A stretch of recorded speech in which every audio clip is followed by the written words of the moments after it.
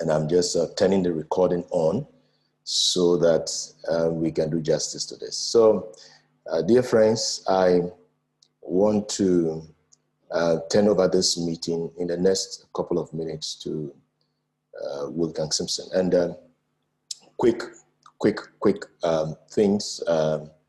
Just want to remind you that this evening the meeting continues, and tomorrow evening it continues as well. Tomorrow evening we are doing something quite special off the usual annual event, where we are enacting a conversation that will continue for as long as the Lord wants and how the Lord wants such conversation to travel.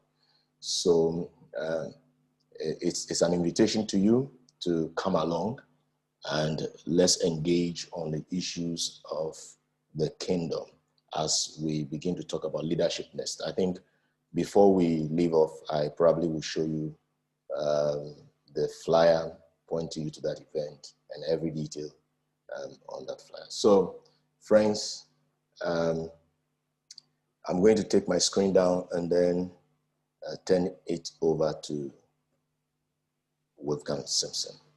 Wolf, over to you, sir. Okay, hang on. I'm just trying to do the screen sharing again. Good morning, everybody. It is at least morning here in Germany. I just walked the dog, had a good time. And this will be stepping into the second part of our session on kingdom economics, which I call microeconomics. And I will just explain it in a bit because it does look into the issues of you and God alone. And I will explain in a minute. Now let me look if I can do the screen sharing. I'm not yet super familiar with that one, but I'll try. And let me know if you can see this.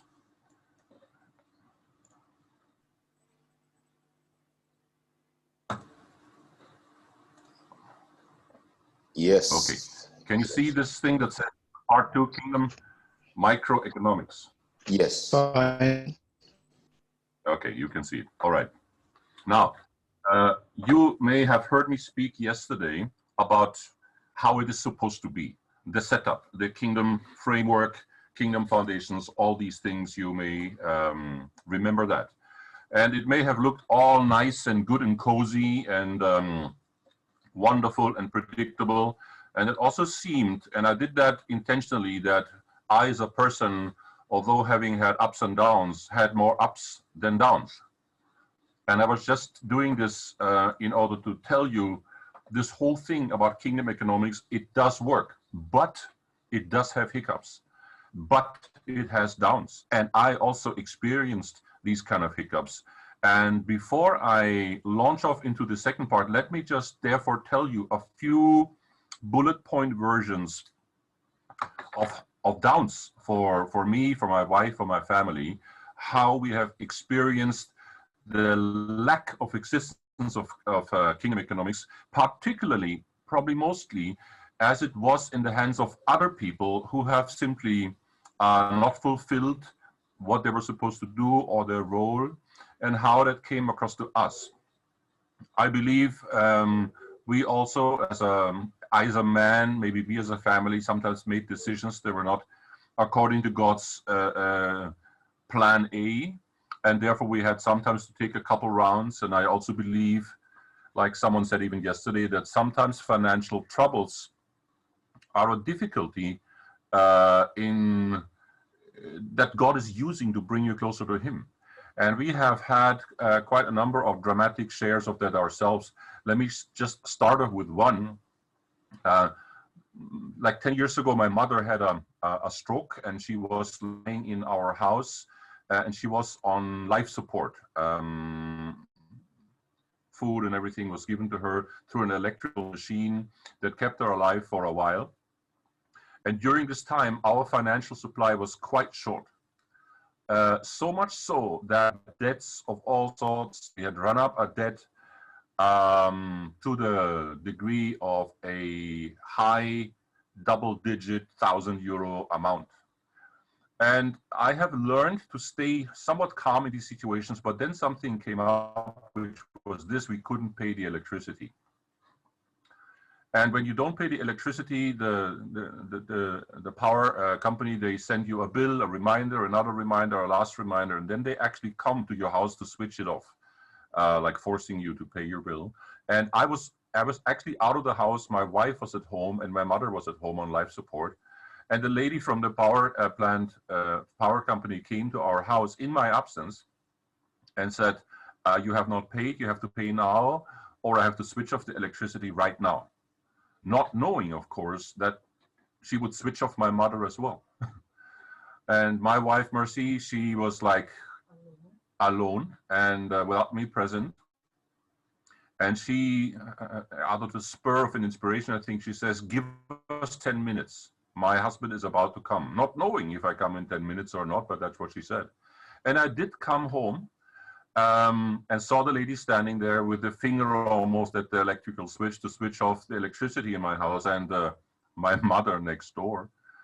And she said, you need to pay right now. And almost like in faith, I went to my bank account electronically to see if this absolutely zero bank account has any money where I could pay my bill, which was quite a bill. I was something like, I think almost like €1,000 I had to pay for 3 or 4 months of electricity. And to my amazement, somebody had just deposited such an amount to my bank account, and I did an electronic transfer right then and there, printed out the receipt, gave it to the lady, and she says, bye-bye, everything is fine. And I'm like, oh, this was a narrow miss, or how do you call it, a near miss. This was about to really cost us almost like a life. And I was wondering, you know, why would God allow this to happen? Why did we have to go through this one? This did not sit well with us. This was difficult for us. Not only for me, but also for my wife that needs my protection as a provider. So if you're alone, you know, just a bachelor is one thing. But if you have a house, a wife, 3 children, a grandmother, a dog, it is sometimes quite harsh. Let me run through a number of other areas. When we were youngly married, we had a business, a publishing house, and we ran it for 2 years, and it ran really well. We made a good profit, and after 2 years, the whole company was worth something like 250,000 American dollars. And then we decided to become missionaries full-time, as we thought this is, and be part of a mission. And we thought, hey, good idea. We're selling our publishing house for 250,000, and that will give us a good financial base to do ministry from. You know, this will last us for ever so long. And a publisher came along, a German publisher, that said, oh, I'm interested, I'm going to buy this publishing house. This is great. We made a contract, we made a deal, and they let us down. They completely ripped us off.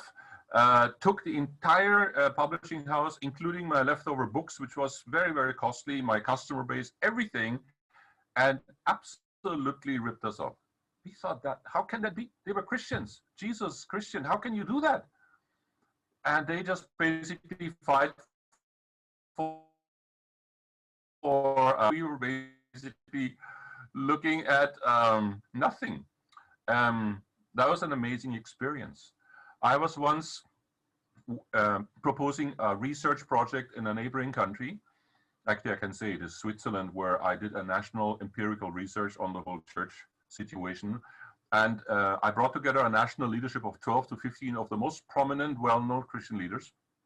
And I said, someone needs to spend 18 months of hard empirical work, research the church situation, the demographic situation, to bring together an idea of what we call the harvest field, which is the country, and the harvest force, which we have seen as the church. And to do this meticulously and really good and up to scientific standards, that will take some time. They found nobody to do it. So I agreed to say, I'll do it, but I need you guys to help us support this, because if I commit for 18 months, I need some sustenance to pay my bills for. They said, oh, no problem. And they agreed as a group to pay us as a couple, what was it, 1,000 Swiss francs in a month. that during the time, it was the early 90s, was not exactly all that we needed to live, because living in Switzerland or near Switzerland is costly, more costly than in Ghana and the Philippines. Per month we have to pay insurance that you would think this is insane what we have to pay, but we have to pay it, and others. Long story short, they promised us to pay 18 times 1,000 francs, and they paid it once, but then they let me down. They never paid it. 17 times they didn't pay, they just let me down. And when I said, hey, you guys promised, oh, we thought it is this man's idea and this man's responsibility, they pushed the ball, and basically they never did it. So we felt let down by top people. We have received even further, once the research was done, let me just mention this, one very well-known mission agency said, we have a new software, a database that's amazing, and give us all your research numbers and we will crunch the numbers that they look really good and you can make such a good presentation. Please send us the database, for which I have worked 18 months with no pay or very little pay. And I said, why not? You can have it. I mean, after all, we're missionaries, right? You're a mission agency and I'm a missionary, so let's do it. So they took my numbers, they crunched the numbers, and then I got a letter saying, Wolf, now you can have back those numbers, but you have to buy them back because now we have used the software. So for a fee of 20,000 Swiss francs, you can have those numbers back.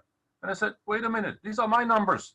I worked 18 months for that and for free. And now you're taking it and putting it into some software and selling it back to me. What's wrong with this picture? Oh, nothing. You know, if you don't want to buy it, we won't give it to you. Once, my wife and I started a ministry called Luke 10. Luke 10 was a training platform, a 10-week training to plant house church planters based on the chapter Luke 10, which was like in the late 90s. And also a ministry of inner healing and deliverance, which we call Liberty School, where we want to train people how to properly, in a kingdom way, drive out demons and do inner healing and deliverance. And we have trained hundreds of people. But then a guy came in, a businessman, who has promised to work with us as a manager for free, like we all work for free. But after a while, he basically said, oh, no, I go back on that deal. I am now giving you a bill, Wolfgang, at 140 francs per hour, which is a business rate, for everything I have done, which would have been a number of something like $150,000 American dollars. And he said to me, you pay me those $150,000, or you give me that school, you give me that ministry, or I go to the police, which was unfounded because we never had a deal. I was initially furious. I thought, how can that be? We worked so hard. My wife worked hard. I worked hard. We cleaned the dishes, cleaned the toilets, did everything you can possibly imagine to have this project done. And then this guy comes and basically, what's the word? He kidnaps it. He blackmails us. And I wrestled with God. And I said, what do I do? And I was prepared to go there and stand him up on that. And said, that just doesn't work. And I felt that God said, let it go. And I said, why would I let it go? And the Lord said, welcome to the club. That's what they do with me all the time. They take things from me, they take ideas from me, make their own ministry out of it. And if I want to have something, they say, you get lost. I have experienced many times people stealing my ideas, my concepts, my books, making money with it in amazing ways. And I once experienced something funny.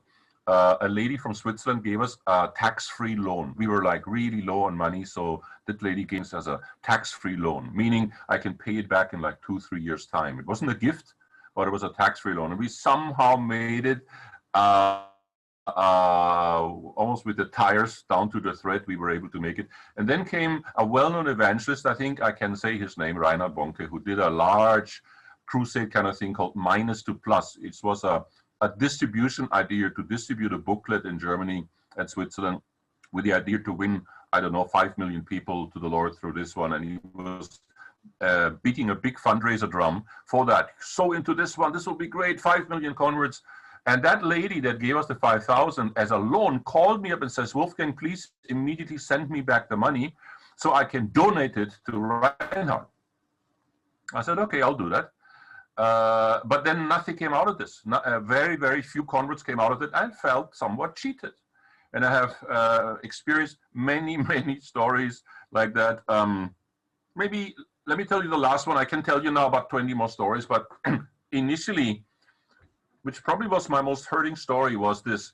When I was a young theology student in the 80s in Switzerland, Basel, next to my studies, we planted a church movement. Today, we would call it a youth house church movement. We had about 20, 30 of these house churches, 300-400 people.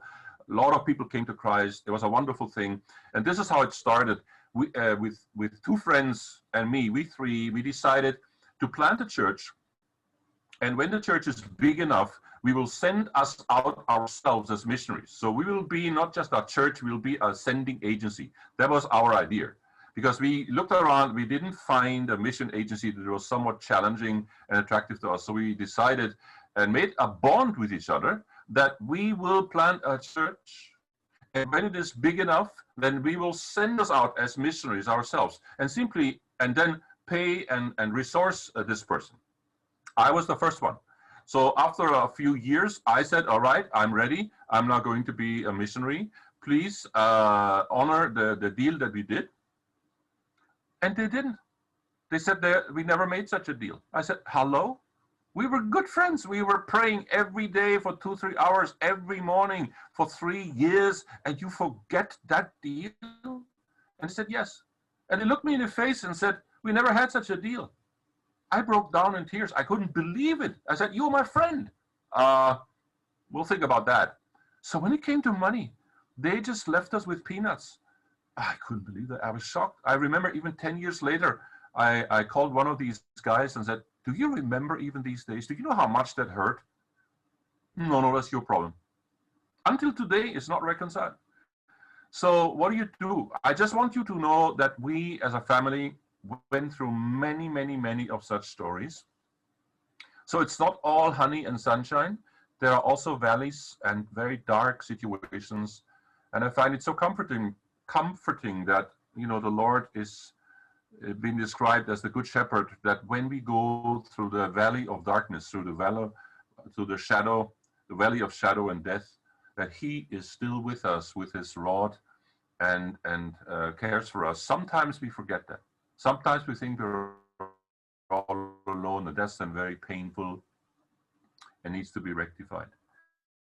So having said a place that is also a reality check, and starting off now, therefore, our second part of Kingdom Microeconomics, and we look basically at this page here, where it says Kingdom Microeconomics. This is a nice little picture of a boat. You can see the boat, and a heavenly ray comes down and highlights the boat like a torchlight, because that's what this is about. This part of our introduction into Kingdom Economics deals with the vertical up and down. That is you and heaven. So it is about this. You and God, deliberately ignoring the wider context, like the ecclesia or the market. Later on in market economics, the third part will deal with the horizontal, the corporate, the collective dimension, the context, the kingdom, how your individual ship, that little thing here, you and your family, relates to other ships and form a flotilla. So that's the idea. So this is what we're going to look at, which is basically the individual dimension of kingdom economics. What does this mean for you and for me? Almost like ignoring the wider context. Almost like let's put something like blindfolds on at this moment and just look at us as a person, you as a person. And the first thing I want to say is this one: a stone is not a house yet. 1 Peter 2 verse 5 says, you as living stones. So we are described as living stones. Be built into the house of the Spirit, the spiritual house, it says. I find it's a very fascinating concept for two reasons. One is that basically the New Testament speaks of us to be living stones that are part of a larger entity, which is called the house of the Spirit.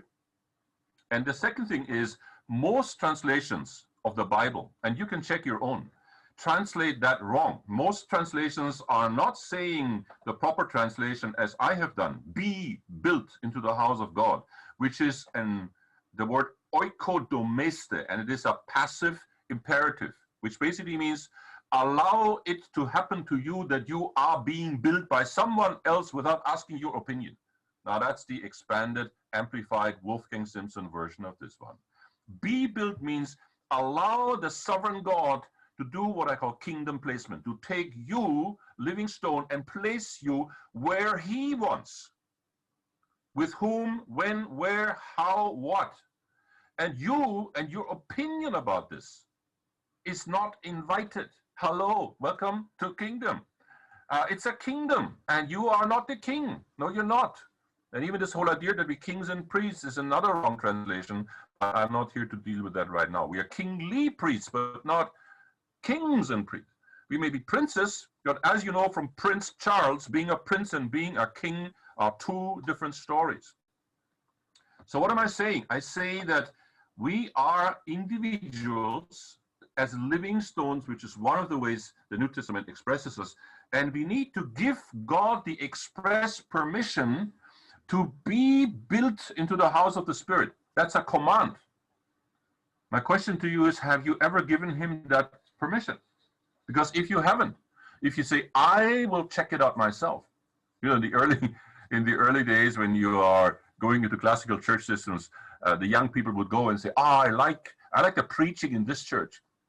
I like the worship songs in that church. I like the girls in this other church. You know, that kind of fleshly, carnal, I will pick and choose, like church is a buffet where you can pick and choose where you fit. Almost all the rich people will go to the Presbyterians because they will never really challenge them to give all that much. And all the poor people will go to the Pentecostals because there's so much promise of the Holy Spirit giving them a financial breakthrough. And every day, at least 3 people pray for them to get a breakthrough and what they call financial liberty. So what I'm saying is this, there are 2 stages of us as being living stones. Stage number 1, as you can see down here, you're a living stone. Sorry, I didn't find any other than this cheesy stone with a cross on it, but you get the idea.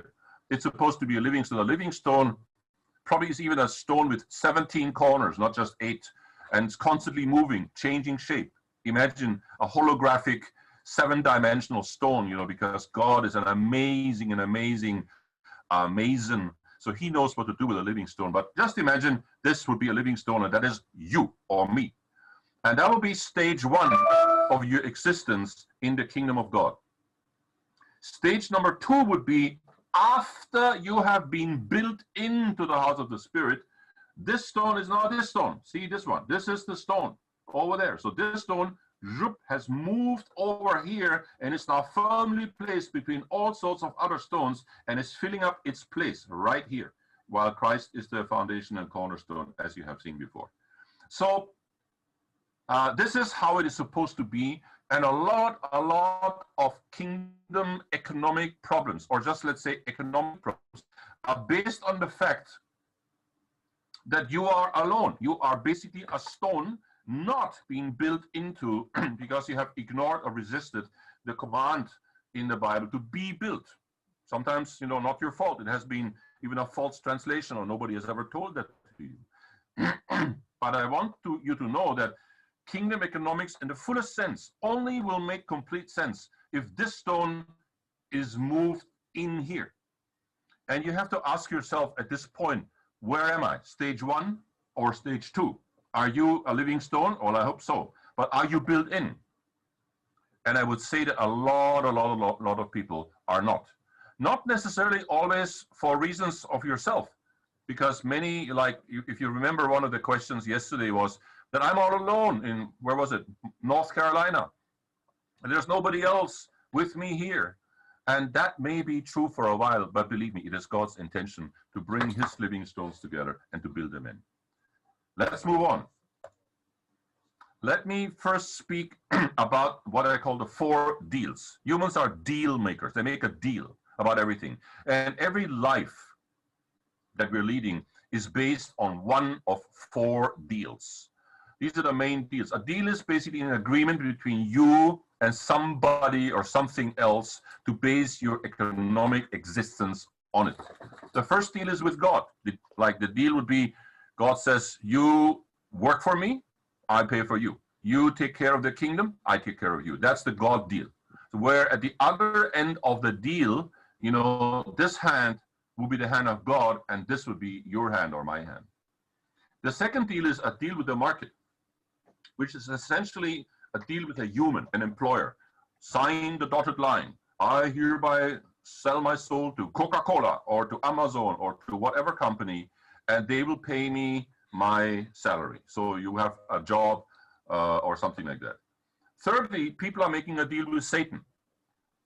Sell their soul to Satan. It's an amazing story how many artists, for example, often report of a time when they were suddenly gone, almost like hijacked by a number of very interesting mystical people, mystic in the sense of curious, and were offered a deal. I have spoken to actors and artists myself who have been offered that deal, and it was often actually directly a deal with Satan. I will make you famous, but you have to give your life to me, and I will determine where you do, what you do, and when you die.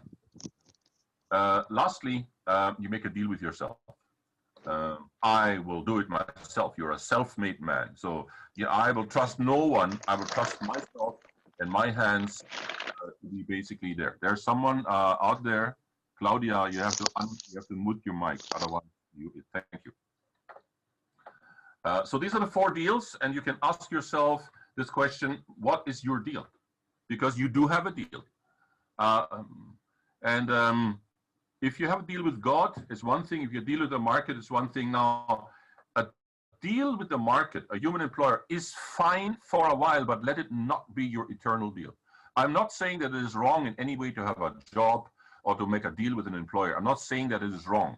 But eventually, at some point, all of us are asked to make a deal with God. And sometimes he's using employers and jobs as a way of sustenance for a while, but just be clear with whom you have made a deal. So the 4 deals. Now let's do what I would call a reality check. A reality check, which is basically comparing the promises, benchmarks, plumb lines, statements about kingdom economics, specifically in the area of sustenance and for those who work for God, and this sometimes very sorry reality in comparison to that, which is a very big distance from that. So one of the statements is, the Lord commands, says Paul, those that preach the gospel shall make their living from it, 1 Corinthians 9:14. Now that's a statement. That's a command of Christ. They shall make a living. But what's the reality? Very, very often, this is not a reality. I know many, many people, many. I wish I could not say thousands, but I think I know thousands of them, who are suffering, hungry, without food, sometimes without proper clothes, unable to pay their medical bills, unable to pay whatever their rent, their electricity bills. And hey, I'm one of them. I've experienced that. I've done that. I've been there. Even as I speak, I have a whole list of people for whom I pray, who are in exactly that disposition. They're wonderful, wonderful people of God. Sometimes one of the most amazing apostles and prophets in the world. And they suffer and have nothing to eat. I was recently in a country and I heard of a friend of mine, an apostolic person. He says, I have nothing to eat. I have nothing to eat. I said, you live in one of the richest cities in the world, you have nothing to eat. He says, that's the sad story. I really don't. So I shared that need with someone in this other country, and we sent through PayPal the same day some money. I didn't even have money to send. I had to ask someone else on behalf of my friend, and they sent a couple of $100 so he had at least something to eat. And that's a sad and sorry and constant reality. In fact, it is sometimes so bad. I have a friend nearby here in Germany who's a wonderful, wonderful pastoral man, a brilliant, wonderful man. He has been the victim of a church scandal. He has been accused of something that he has not done. And as a result, he has to pay money in an amazing way. He's enslaved to a church scandal. And he says, Wolf, I sometimes eat twice a week 1 bun. That's all I can afford. He's a thin guy. And sometimes he's so worried that he had stomach ulcers. And then he will write me from the hospital. I'm again in hospital. And it breaks my heart. It is so wrong. And on the other side, I remember I had once a day where I had a guy who had a stomach ulcer. Now that's another guy because of financial distress.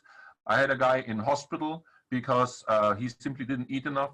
And another guy was having medical expenses that he couldn't pay. A wonderful, wonderful apostolic guy, all in one day. And then I'm talking on the phone to a super millionaire who's owning, what was it? Something to the tune of $800 million. And he told me in my face, hey, Wolf, I recently, this was in the days of the Lehman Brothers crisis, 2008-ish or so. I lost $300 million. No problem. I have another 500 million. I say, are you insane? These guys are dying and you in my face, give me those 500 million. And he didn't. And this is actually funny. When I'm getting loud, my dog comes and says, Daddy, is anything wrong? So he's standing right next to me looking at me. So I promise not to be so emotionally involved, but it emotionally involves me. It does. It gets under my skin. So let's look first at, let's look first to the left side of what Paul calls the right of financial support. You have heard me right. He speaks of the right of financial support. 1 Corinthians 9, where Paul says, don't we have the right to food and drink? The word for right is exousia, which means the legal, undeniable, government-issued right to receive food and drink. And Paul says, I have that right. You know, which government is he working for? God's government. And he says to the Corinthians, don't we have the right to food and drink? He goes on, and it's just a selection. Can we not have a wife leading them around like others? And what he means is not, can he marry, can he not marry? He speaks about the expenses that means. A wife means a wedding ring, flowers, all these kind of wonderful things. And basically he's asking, can I not have one? I mean, he's talking about a financial question, not about whether he can marry or not. You know that. He says, no soldier goes to war on his own coin, meaning, hey, this is the war of God, and God is paying for me, and you are some of the people through whom he wants me to be paid. Hello? He says, who plants a vineyard and does not eat from it? Who herds a flock and does not drink from its milk? Do not muzzle an ox to eating grain. Others seem to have the right of support from you. Again, the word exousia. We have it more. And he says, if he sows spiritual seeds, is it too much to reap a material harvest? So Paul is making it very, very, very clear that he has a right from God to be supported. Like we said it before, there are legal rights to be on the payroll of God. And I yesterday mentioned the 4 legal rights, if you remember. However, this up here is the reality. What is called the financial trouble of Paul. The word for trouble is thlipsis, which is sometimes translated tribulation, the great tribulation of the apostles. And Paul is saying, I was hungry. The great apostle Paul, with all his wonderful kingdom teaching, who knows? He has the right to be financially supported. Look what he's saying. I was hungry, thirsty. I have often gone without food. I was cold. I was naked. 2 Corinthians 11:27. Naked, not in the sense of walking really without underwear, but naked means he just didn't have the clothes, probably because he gave it away, or it was stolen from him, or he was mocked, or he was stoned, and then people forget to give him back his cloak, stuff like that. And then he says, it was good of you to share in my trouble. Philippians 4:10. He speaks openly, unashamedly to a certain degree about his trouble. He doesn't bite it down and buries the trouble under his pillow, like so many people do. I will not tell anybody that I'm in deep trouble. I will smile, and if necessary, take a cloth hanger and put it upside down into my mouth. So I smile like everything is hello and hallelujah and wonderful, but in reality, I'm screaming. No. Paul shared his trouble. He even says, I had to rob other churches by receiving support from him in order to serve you, 2 Corinthians 8:14. So Paul says, sometimes the situation in the area of finances is so bad, I have to rob other churches, meaning to take almost like against his own will, because Paul is not a robber. And then he says once to the Philippians, he says, not one church shared with me We are talking about the Apostle Paul, not just some little hilly-billy cowboy preacher. Not one church shared with me in giving and receiving except you. So that describes a situation already in the apostolic time of Paul. And how has it developed over history? Have we become better than that? I think we have become worse. And I think it's an incredible endemic that the situation is so bad. And that's why I bring this reality check for you. I have a friend, a prophetic friend. His name is Phil Lai. Some of you may know him. And he once said, the rebellion of Christianity against king and kingdom reaches its peak in the area of finances.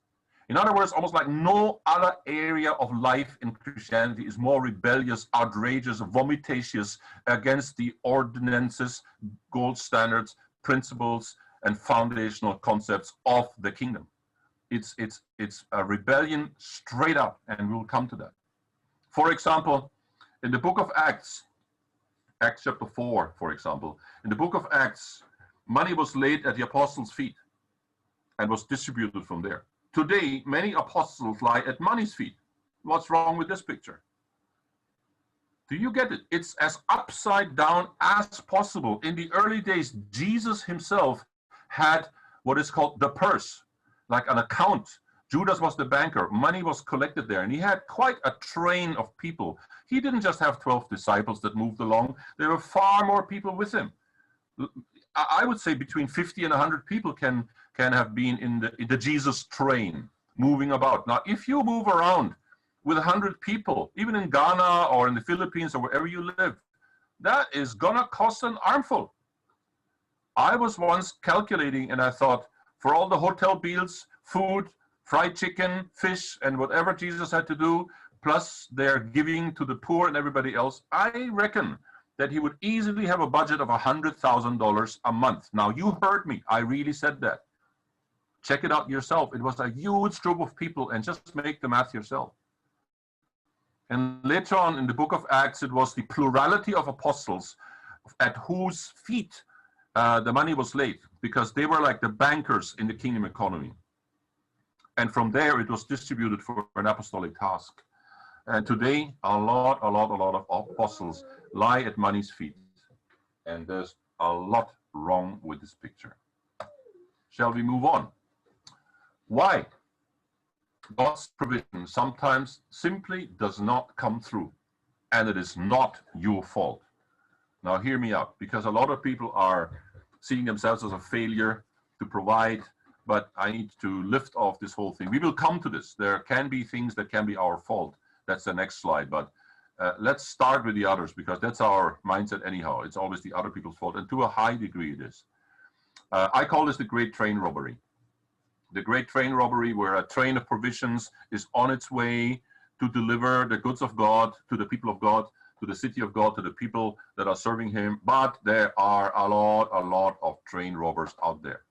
And I just mentioned a little list on that one, how the amazing resources of God, I'm putting here this big dam of water that is in a way a prophetic picture for the amazing, vast, incredible resources that are stored up by God for people like you and others who are serving God. But there is this dam, and this dam is just controlling, regulating the whole thing, and will not allow this to come through. That's why a lot of prophetic pictures speak about the dam is breaking, the dam is breaking. Well, let us first recognize that there is a dam, right? Now, let me just go through real briefly this nice list of things that I believe are reasons why God's provision sometimes simply does not come through. It's robbed, and it is not your fault. And thank God, I think I have experienced all of this, all this. Number one, people exploit and abuse your good-heartedness. You know, as a servant of God, you are ready to serve others. You're ready to go the 2nd mile, the 3rd mile, the 4th mile. You're ready to give. You hope. You give. You give. You give. You give again. You give in advance. You promise to give yet again. You even give if you don't have. Friends, that's normal. But people exploit this and abuse your good-heartedness. I have been exploited more times than I can even think of, and abused, people coming to get money from me, and or promises of money, or took whatever was mine. And because I think I'm somewhat good-hearted and generous, I will give. But that money is missing at some point. So I'm just saying that people do exploit you.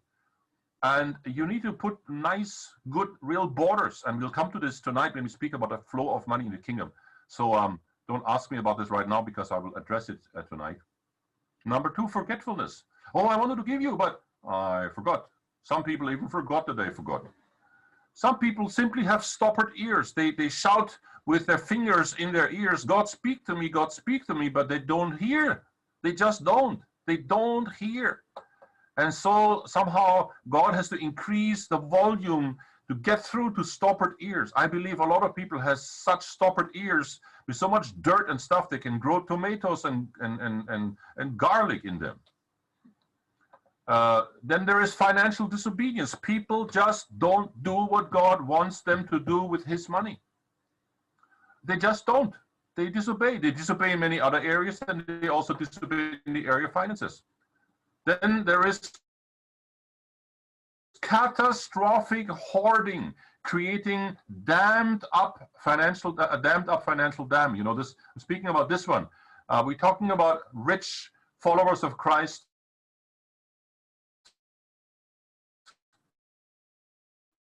car to buy next, which is catastrophic. I remember I was once in an African country with this tiny little car for a parking lot at this rich man's house. I think we were passing 6 or 7 of the most incredible cars, unbelievable Mercedeses and sports cars and Audis R8. I'm like, where's my parking lot for my little bus? He says, Wolf, the Lord has blessed me so much. I have 5 cars. I'm like, you know, I have a guy right here with me, standing right next to you, who has no car. He walks on the planet, and he walks, and you have the audacity to tell me that you have 5 cars. You know what I did? I pulled him aside, and I said, I have a prophetic word for you, brother. Sell 1 car and give it to the one who doesn't. Oh,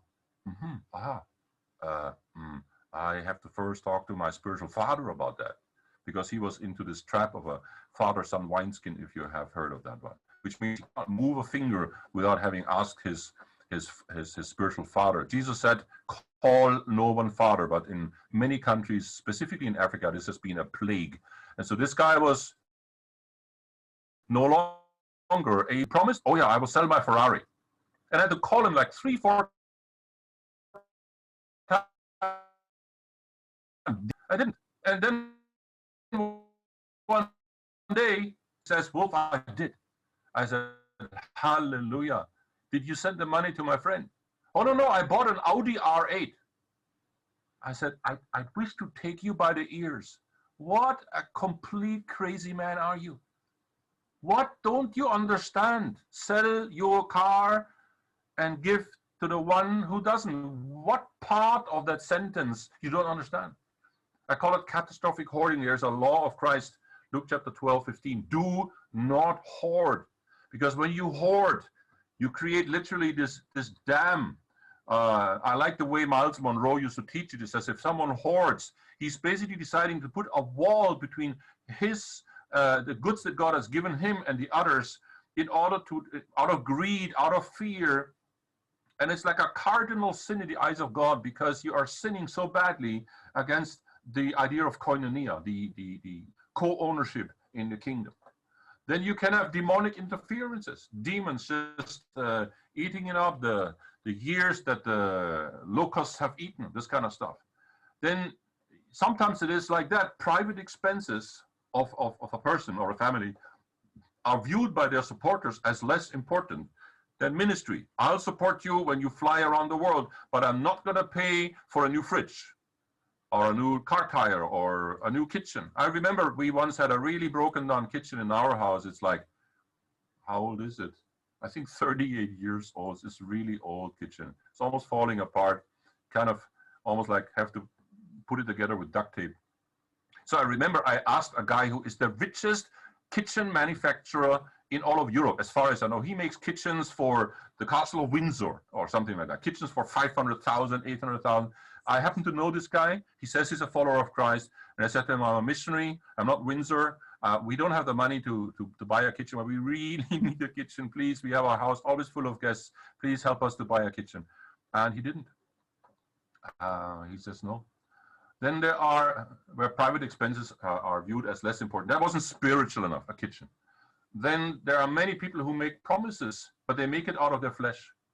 I don't count anymore the kind of people, often business people, come to me and says, Wolf, you're the first person who I'm going to give $1 million to when my business is exploding, which it will in 1 or 2 years. I don't even know how many people said that to me. I have stopped counting, but it has never worked. But it kind of raises your hope, doesn't it? And then you drop down, and then it comes again, and then you drop down. So I have learned not to lean on the promises made by people. They just are hurtful. Then there is simple theft, where people steal your money, they steal your donors, your intellectual property, your ministry tools. I have done many, many times an announcement of a new tool, a new idea to people around me, even people I thought are my friends. And next thing I know is they built a ministry out of that very idea that they have literally stolen from me. My own father-in-law, a wonderful evangelist in India, he's with the Lord right now, but he was connected. God allowed me to connect him with a number of sources to help him in his amazing creative ministry in India. And it helped him a lot. But then other people came and simply stole the donors. They just pushed them out of the boat like a camel that comes into the tent. And so they just literally stole the donors. Sometimes it is organized robbery that is going on in the church. There is a yearly statistical report that comes out. I think it's called the Global Christianity Report by Todd Johnson and the former Professor David Barrett in America. It's now hosted by the Gordon Conwell Seminary. So if you go to Gordon Conwell's website, you will find it, the annual report. And one of the reports is that from all the income of the churches altogether, look at this number, a full $36 billion is stolen every year from church coffers. That's organized crime inside the church. I find this amazing. I remember I was once invited to a prestigious leadership meeting in a European country where the top Christian business people come together, 700-800 of them, and I was the main speaker, 3 days to speak to them. And I flew there on my own bill, and I did it. And then I expected a good honorarium. These are business people. This is not just a little impoverished Pentecostal house group. No. And a business honorarium in those days was something between 2,000 and 5,000 euros every day. That's normal, at least in Europe, plus expenses. That's normal. Billable days, it's called. And the Christian version is usually, half or 1/3. So I went ahead and went there thinking, hey, this will be helpful because we have some expenses at home. So I left my kids, my wife, my dog at home. I went there, and you know what they told me? They said, Wolfgang, I'm very sorry, said the leader. We cannot give you anything because, there's this guy, and we all pity him. He's a treasurer, but he's also a thief.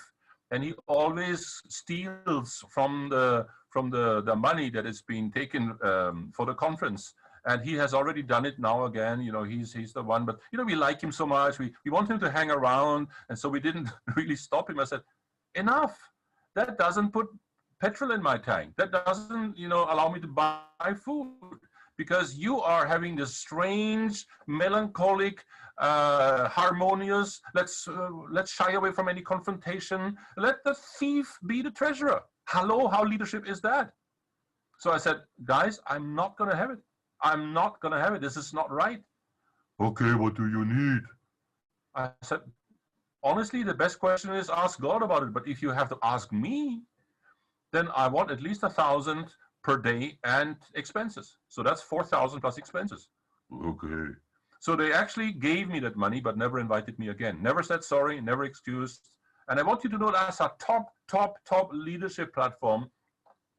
in one of the richer countries of Western Europe. Then there are sometimes famines, circumstances, where basically the provisions are not really getting through. One famous example is the Book of Acts. I'm not getting deeper into this one. I'm sure you're familiar with that. Then there are so-called, what Paul calls super apostles on the gravy train, creaming of money, masquerading as apostles, but or not. There is a plague, like a cancer, of pseudo-apostles running around the world, jet-setting around from conference to conference, selling their little pseudo-apostolic concepts and their graces and their mantles and their covering, their alignment for money or their fatherhood. It's a gravy train, creaming of money. It's a business. And when later on a person who is a true apostle or a true prophet comes, and then they say, oh, sorry, brother anointed XYZ has already been here and we have given him everything we have. How many times did I hear that story? How many times did you hear that story? And there's those things that Paul calls the foolish Corinthians. The foolish Corinthians, they fall for that. They fall for the next super apostle. Paul calls it, you are foolish. How many foolish Corinthians are sitting in our conferences, our conference fodder, who travel the globe? I remember a guy from some East European country. I watch him. He's a pastor of a larger church. He travels the globe following one guy, and I see him in conferences here, there, and everywhere.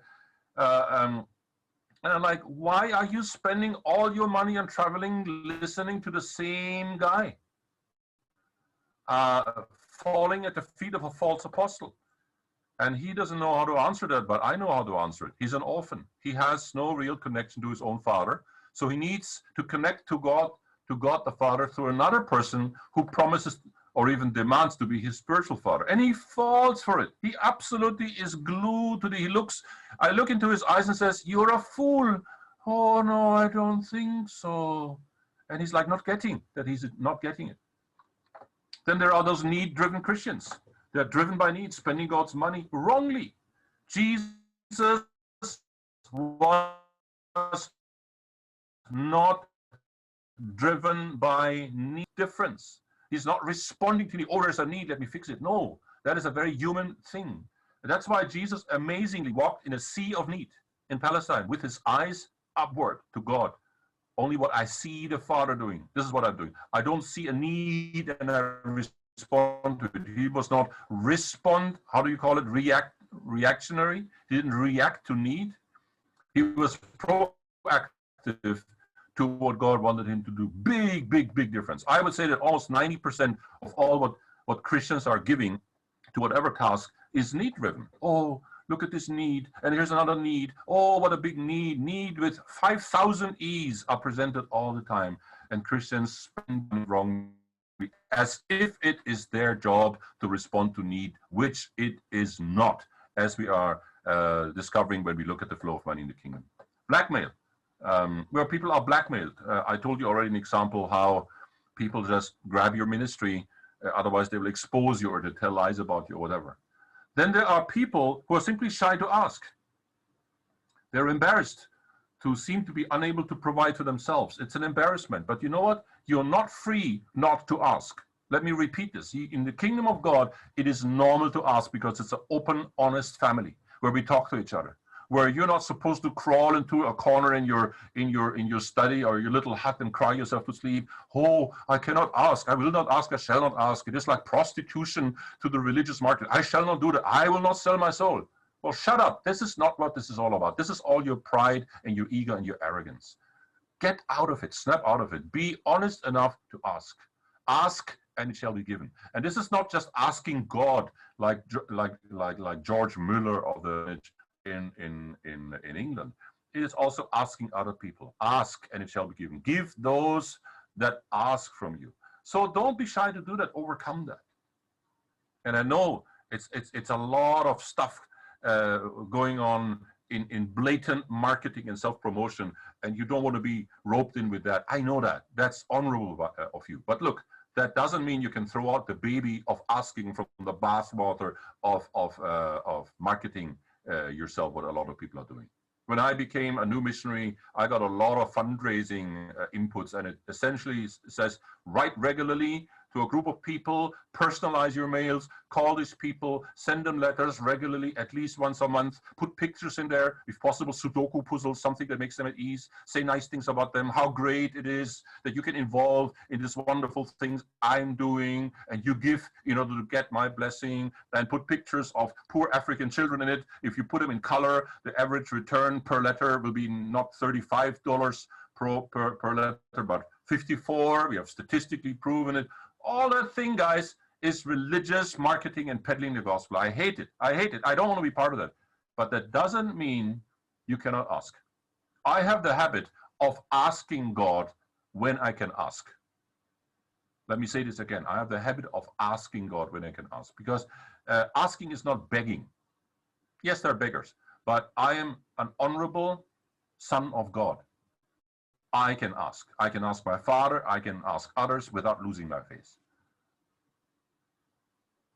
False missionaries, whom God never sent. That means a lot of people are on a mission that is not from God. I know a lot of people who have a childhood dream to help the poor children in Africa, to build wells and orphanages in India and Pakistan and all sorts of the world. And a lot of people are basing their so-called mission on a childhood dream and not on the dream of God. And they are emptying the coffers of the Christians, sometimes even the missionary-minded Christians. You go there and you say, we need to release a church planter in Uganda or in Ghana. And they say, oh no, we have just sent 20,000 for another church building. And I'm like, goodness, why? Why do you waste money on stones made out of bricks instead of investing into a living stone? Have you ever considered the difference? And they look at you startled. Are you angry with me? No, I'm just shaking my head about your incredible ignorance. And you have been had, you have been basically sold an ability to wash yourself clean, specifically in the richer countries, which are having a bad conscience because they're faring so well, and the poor children far away are suffering so much. So it's the bad conscience that is responding, not the Holy Spirit. Then you have a lot of hirelings that are doing a job never called or anointed them for, and they're taking up all the space. They take away all the salaries. Then you have this incredible building craze of the Christians, a craze to invest into bricks, not living stones. I mentioned it. Like an amazing amount of money that is meant by God to resource the fivefold ministry, the apostles, prophets, teachers, pastors, evangelists, in order to release the saints, is stuck in bricks, literally. And yes, sometimes God is allowing you in such situations to come closer to him through a financial crisis, you know, where God is getting your attention. Somebody has mentioned this before. I want to mention this as well. And then lastly, there's an incredible screaming absence of kingdom financial infrastructure. The kingdom foundations I mentioned yesterday, where people ignore and circumvent kingdom infrastructure. And tonight I will talk about this more. Now, there are also things that have to do with you. Reasons why the provisions of God don't reach you, or they are not enough. Like in this boat, you know, where I call it the sin leak, where a lot of people are living a life of sin. And that means their boat leaks and they don't seem to be getting forward financially. I know a wonderful apostolic man, beautiful guy. I mean, God had incredible hopes for him. And he just, the pressure he couldn't handle. So he went to the wrong kind of Thai massages and spent all his money there to get some comfort out of it, and in secret. And you know, that's not the only one. I just know him quite well. Another one, a beautiful man of God, an apostolic man. He left his wife and mother of 5 children for an adulteress, for promises of better sex and money.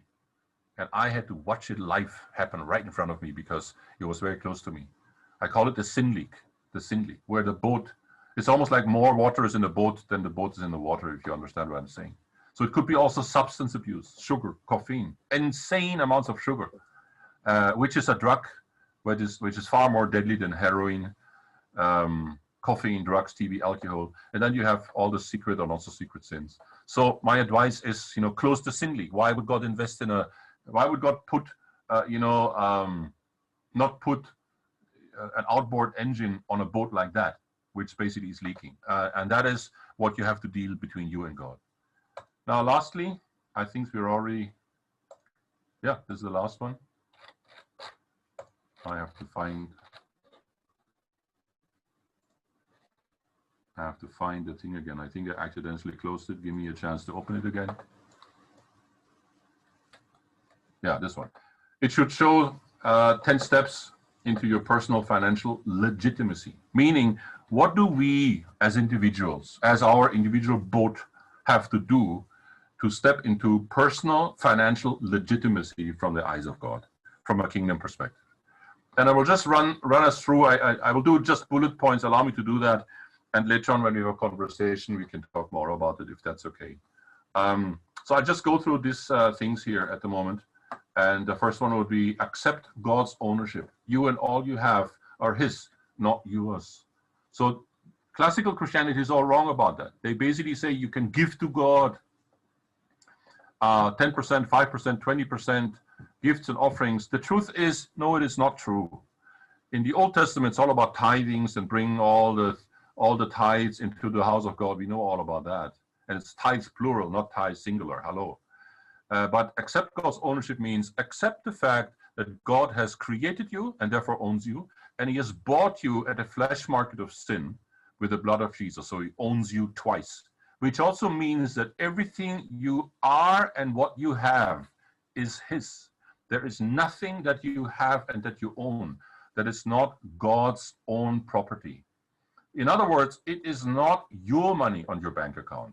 It is God's money on your bank account, and you are not free to do with it as you please. And your opinion about that statement is not invited. Welcome to the kingdom. It's not a democracy. Your opinion doesn't matter.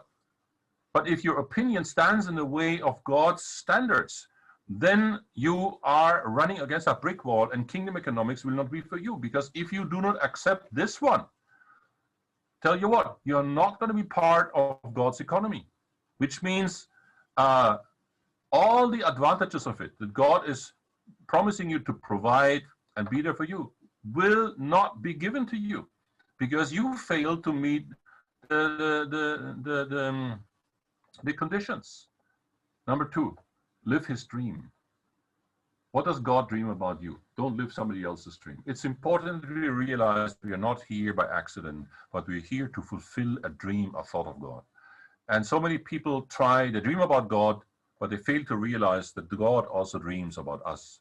And we need to really catch that dream and do it. And I sometimes tell the story, and there's also a kingdom economic story, how in the country of Zimbabwe, a friend of mine used all the new converts quickly away to a week of dreaming. He says, take your Bible, take something to write, take a hammock, and leave your cell phone at home. And go somewhere out there where you can just go to God and ask one question and one question only. God, what is your dream about me? And then come back and tell me that dream. And then these people came back and they had amazing dreams, but said, Pastor, amazing. God didn't show me a dream that I'm going to be an evangelist like Reinhard Bonke or a pastor like you. He showed me a technological invention. He showed me that I'm involved in a new LED production, in a new inventiveness of energy concepts and technological things. And then basically my friend prayed about it, and when he felt this was really genuinely God, and they didn't just have too many fried potatoes and have a kind of a self-induced dream, then he would lay hands on them and send them into directly that dream and live it. And out of that simple thing, I call that dream house, came more than 100 companies, new companies, upstart companies, with a value of more than $1 million American each, and that in Zimbabwe. So the bed or the hammock is a very productive economic place. Doesn't the Bible say God gives it to His beloved in their sleep? God gives us dreams, but we don't reckon them. So take that serious. If you have no idea what to do with your life, then say to God, God, I have no idea, but you have a dream. Allow me to catch it. And then take that hammock, take that Bible, take something to write, and leave that cell phone at home. Thirdly, accept the kingdom operating system. which I have mentioned yesterday before. It's about maximization of love, not a maximization of success or gain. As long as you're still in this idea, I want to be successful, I want to be big, I want to come out great, and I'll use the kingdom and the resources of the kingdom to advance my own business, my brand, my ego. You're mistaken, my friend. You're badly mistaken. Look at Peter, the Apostle Peter, when he met Jesus. He was a fisherman, businessman. And a businessman looks at profit, the bottom fish. And so he met Jesus. And he came into the boat and he said to him, you know, do that miraculous catch of fish. And you know the story, how he caught so many fish that he had to get help to get the others. And he had such an amazing economic breakthrough that Peter went ahead and said, that is such a wonderful economic concept. From now on, Jesus, you are my junior partner in Peter Fisheries Incorporated. We will be the biggest fisherman industry in the world. We create a fisherman's holding. We will have all other fishers under us. And Jesus, you will get 12%. Make that 10%. And we will have seminars on successful fishing with Jesus, kingdom fishing success industries, 5-star, gold card, platinum membership. We will do that online. No, he did none of this. This is what we do. Peter didn't. Peter sank on his feet and repented and says, go away from me, I'm a sinful man. Because he was convicted in the very area that counts so much for him, the area of success and fish and numbers, that Jesus is truly who he is, that he says he is. So that's what I'm talking about, accepting the kingdom operating system. If you still think kingdom economics means that you can use the resources of the kingdom to advance your own business and your agenda and your ministry in your church, you're badly mistaken. You're not accepting the kingdom operating system. You are a Mac Apple machine and still try to run Windows 10. And that is going to be a system conflict. And as long as you do not accept the kingdom operating system, which is about maximization of love through shared ownership, through Koinonia, then you will be a candidate for tilt, error, problems. Fourthly, know your creational zone. Creational zones, I don't have the time to really go into this one, means if you read Romans 12:6-8, it speaks that God has created people, I would say, in 7 different forms of a matrix. God is so manifold that he needs several ways and personality profiles to represent somehow the fact that we are created in the image of God. And you will find in Romans 12 those 7 zones. A friend of mine in Singapore has a foundation called Talent Research and written a book called Living in Your Zone. Has discerned them to be the prophetic pioneering people who announce the new kind of things, those who are a servant, who just love to serve, others who are just teaching, whether it's the same old stuff ever again, it just absolutely energizes them. Those who are, number 4, encouragers of others, they just are excited to encourage others. Then those 50 who are supporting and giving to a worthy cause, others who are pioneering and managing, administrating entities, and lastly, those who are being given a gift of mercy and being problem solving. So this is an important thing, because if you are living the wrong zone, you have a father who was a pioneer, a zone 1 kind of person, but you are a person in the zone 7 where you are a merciful problem solving person, then you will not be able to step into the footsteps of your father. You will not, because it's not your zone. You're cut out different, and therefore you may be the right person in the wrong film. So I'm just saying that it's important for you to know your creational zone, because otherwise you live the life of someone else. You're like a voyeuristic person who looks at another person and wants to copy him, and you fail to live who you are. You are not a mistake, my friend. You are just exactly who you are supposed to be, and God created you in a very, very unique way. Do not live somebody else's dream and expectation of you, but live the expectation of God. And the simplest way to say that is live his dream. Number 5, have faith beyond reason. The Bible says, do not trust in your own understanding. God will test that. So are you ready to take risks for the sake of the gospel? It's a little bit like walking on water. I remember it was funny. I was in Norway teaching a larger conference of pastors. about house churches, and people were excited. But then they came to me and says, now is the time for questions and answers. Wolfgang, says my translator, he's a very famous Lutheran pastor in Norway. He says, Wolfgang, I'm going to ask the first question. And I said, go ahead. And he asked me this question: Wolfgang, you tell all these stories, all these things, and they work in India and maybe in Africa and Asia, but here is my question. Does this work in Europe? And everybody clapped and laughed because they're saying, now he got him. Because Europe is such a dry place, and if it doesn't work in you. So I said,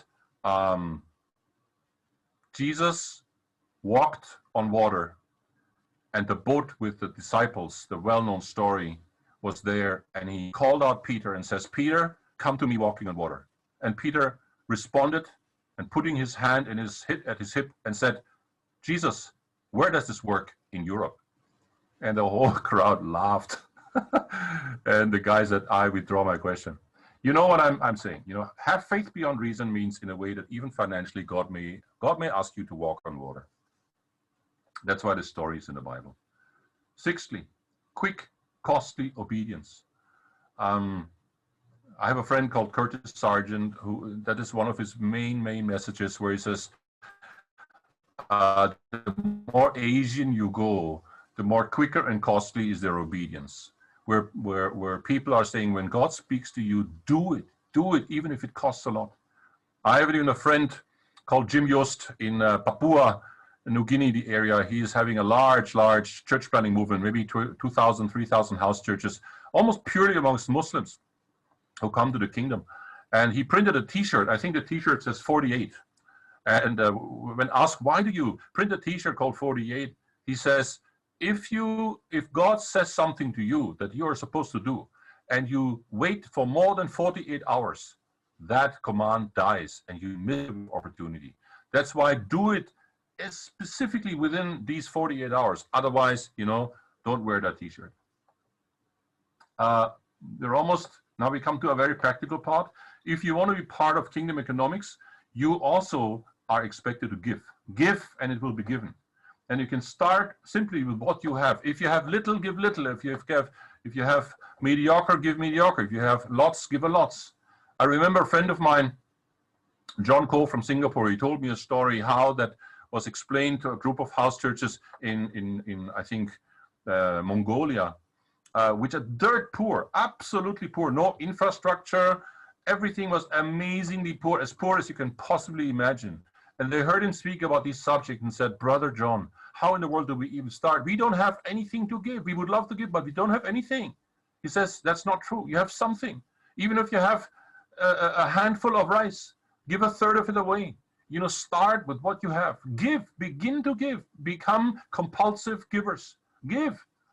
Don't have excuses that you have, so many wants and needs. Start giving, because God promises that if you give, he will give. And start with what you have. And he came back after a year, and the stories of these guys having experienced miracle over miracle over miracle just because they obeyed that very simple command of Christ: give and it will be given, are amazing. I would love to tell you the entire story. It will last for 2 hours. It's so amazing. Which means anybody, anywhere, even if you are a bushman in the desert who believes he owns nothing, you can still give something. You can give even insights, connections, wisdom. There's not just money you give. Give what you have. Then the next step would be koinonia. Koinonia means co-ownership or shared ownership. Share your life with someone closely. Like Jesus says, love your neighbor. That means love somebody. When you love somebody, you share your life. That's the idea of marriage. Now, that doesn't mean you have to marry your neighbor. I'm not saying that. It means that if you do not share your life with somebody, you do not experience kingdom koinonia. You don't. You are an individual stone all on your own. So begin to do that. If you don't do that, start doing it. And you don't have to go. If you live in Tema, don't find someone in Accra, you know, far away. I know this person and I like to share my life with him, especially because he's a millionaire. No, that's not what I'm saying. Just share your life with the people that God shows you. So pray around your immediate neighborhood. Let me be more practical. Draw a line of 50 people around your immediate environment. Look around you, wherever you are right now. The 50 closest people to you. Find someone to share your life with. And if he's not yet a follower of Christ, then find someone who is ready to share your life. Sharing life with, eat together, share ideas, share some finances. Share means not give him 1%. Share means share. And then the last things about the economic phases. It basically means that you need to recognize in what maturity phase you are. Jesus was saying that things in the kingdom develop in 3 phases. They develop small, like a seed, then a step more would be like a stem, and then the full kernel of the wheat will come. You know, the whole kingdom parable. Or John would speak about child, man, father. And you can put it into economic categories. Phase 1 would be you have a job. Phase 2 would be to have a business, you're involved in the market. And number 3, you're building the house of God, like in the case of Jesus. I used to say we want to be followers of Christ. Do we also want to be his followers economically speaking? Because Jesus had these 3 phases in his life as well. Phase 1 was what? He was a child laborer from the age 1 to 12. He did what as he was told. And he was just obedient in the house of his father, and he did what he was told. So we would call this a job.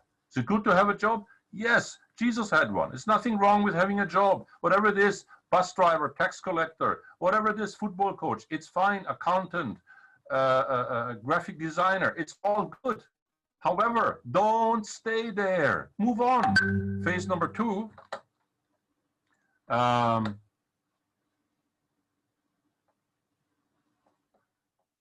The second one would be that Jesus would be a businessman. The businessman was from age 12 to 30, he was working in his father's business as a contractor. Now, architect or tekton in the Bible is not a carpenter. Jesus was not a carpenter like Christians are saying. No, he was an architect, which essentially means a contractor. A contractor contracts, brings together masons and carpenters to build houses. So he was a contractor. And if he were in today's age, he would contract plumbers and electricians and whatnot and install your wireless LAN. That's what Jesus, he put together a whole house. That was his business. And he did this for 18 years, writing bills, writing reminders, all that kind of wonderful stories. And then he entered into phase number 3, where he left all these things behind. He left the market, he left the business, he left the job, and he basically worked for God, his boss, building the house of God, which was a completely different way of making money. He did no longer do house building and finance his apostolic work otherwise. And lastly, acting according to your social level. There are 4 social levels in the New Testament. I only briefly mentioned this. You're either level 1, which is poor and needy, you have less than what you need. Level 2, you have enough, you can make ends meet. Level 3, you have more than enough, what the Bible calls surplus or abundance. And fourthly, you're rich. So level 1 is poor and needy, level 2 is you have enough, level 3 is you have more than you need, surplus, and level 4, you're rich. And the idea in the kingdom is that level 3, those who have more than what they need, share with level 1, that those who are needy, like in 2 Corinthians 8:14, where it says, your surplus eliminates their want. Or in the early days of the apostolic church, where they said no one considered their property, but everyone shared it and was given to the apostles' feet, who distributed it so that no one was needy any longer. So based on your social level, if you're level 1, it's okay to ask God and ask people to come out of your level 1 to at least level 2. If you're level 2, pray to God that you will be elevated to level 3 so that God will fill your hands to give to the needy, to level 1. If you are level 3, your next stop is to make sure that your surplus, what you have more than what you need, is to share it with those who have less, and to do that immediately and wholeheartedly. And if you are a rich person, my friend, there is no hope for you, because a camel will go to the eyes of the needle, and more easily than a rich man enters into the kingdom. That's what Jesus said. And the disciples were outraged because in the Old Testament, a rich man was a symbol of a blessed man, Solomon, Job, Abraham, but not anymore in the New Testament, where Jesus says, woe to the rich, woe, woe, woe to the rich. James 5, woe to the rich, where basically the salary of the workers have been crying to high heaven, and you will be reckoned with. So a rich person is a person from level 3 who had a lot of surplus that refused to share his surplus with the poor. And as a result, that money that he was free to give is now turning against him. And he does not have that money any longer, but that money has him. So it's a reversal of ownership where he used to have the money ready to give, like Ananias and Sapphira, but because he didn't do it, that money turned against him, and he became a victim and a slave of money. That's when you become a trap of mammon. Now, guys, that's all I want to share at this moment. All I want to say. All I want to say, the last thing is, there is no such thing in the kingdom like 7 steps to financial freedom. That lie is ghosting around all over the planet. It's just a concept, because financial freedom means you're free to do what you like, if you like, with whom you like. And in the kingdom, freedom is defined in a whole different way. You're not free to do what you want. You're free to do as you ought. And that's a whole different story. Freedom is to be bound to the Prince of Peace and the Prince of Freedom, Jesus Christ. And as you're bound to him, you're free to do as you ought, to do as you should. That is kingdom freedom. And that concludes this little session on Kingdom Economics Part 2, Microeconomics. And let's have a question and conversation about that.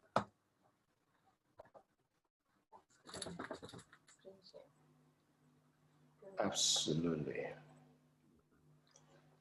Beautiful. So, just like we did yesterday, for some, you may not want to readily speak, but you can write and ask your question, throw your feedback, and make your comment. All is ready now. The floor is yours. If you want to just raise your hand, and then we can coordinate this properly. If you have, I think, Henry, from yesterday, you had some questions. Yes, Mike. Anyway, I think the question, he actually clarified what I wanted to ask. That was where he mentioned the issue of Koinonia, bringing the kingdom economics to contextual basics, where he said you share with your immediate, whatever you have with your immediate environment. So that qualifies you to understand the kingdom from the macro point of view. So I think he clarified my question. Beautiful. Beautiful. So who is next? Just raise your hand. You have a comment, you have a feedback, you have questions, type them out, raise your hand, and let's connect this. I think there's a comment, there was a comment during the section. Let me just read that, by Robert Scholes. It says, yes, sharing today what you have today with a person in need today. Not discussing about future winnings. This is a point I have remembered. I have remembered myself. I have to remember myself as an entrepreneur and freelance. I think it's quite clear what. So who is? Let me see.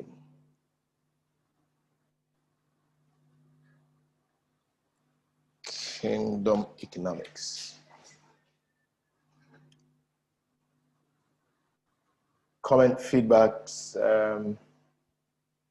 thoughts, ideas. How does these things speak to you? How do they live in your experience? How are they steering you? What's happening in your heart? What are the processes that you are engaging currently? What is the beam of light that is shot into your eyes at this time? Let's speak.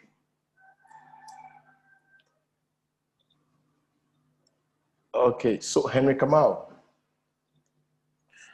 Yeah, thank you so much, Wolf.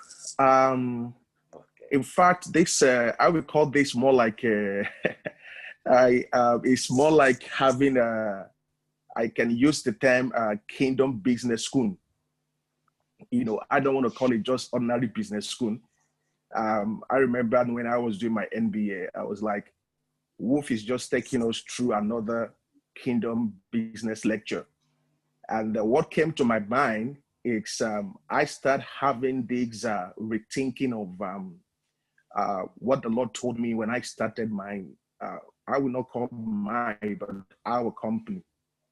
And it started giving me that, because it's, to me, then it was more difficult, because what I wanted, what God told me to build, was kind of a different model from what I have seen others doing.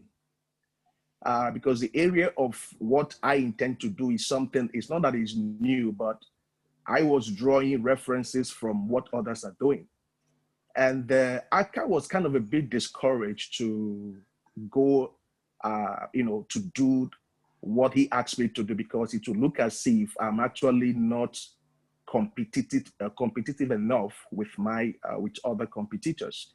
But hearing what Wolf's saying now, it gives me a sort of encouragement that we have to start seeing whatever the Lord has committed to our hand. I know some of us, we might have one or two things we have in mind to do as entrepreneurs, but I'm seeing myself now more like a kingdom entrepreneur, that I'm more like, I'm not just only there to build something that only, is more driven from my own personal quest, but the people that draw in towards me, they have to be more like a shareholder. When I'm using the word shareholder, not just like shareholder in terms of having different shares in your company, but they are co-owners of the vision, and the owners of the vision the Lord has laid in your heart as an entrepreneur.